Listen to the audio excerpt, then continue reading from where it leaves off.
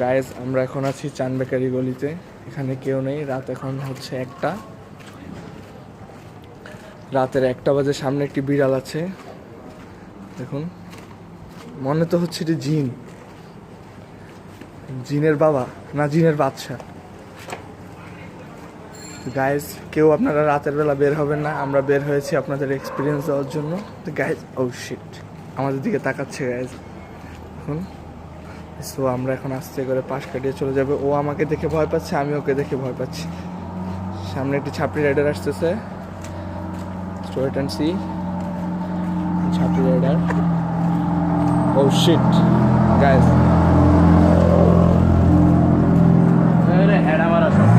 ওর সাউন্ডের থেকে তো গাইজ ওর গাড়ির সাউন্ড বেশি, তো সেক্স করতে গেলেও এত সাউন্ড করতে পারবে না। সামনে একজন মাতাল আসতেছে কোক খেতে খেতে।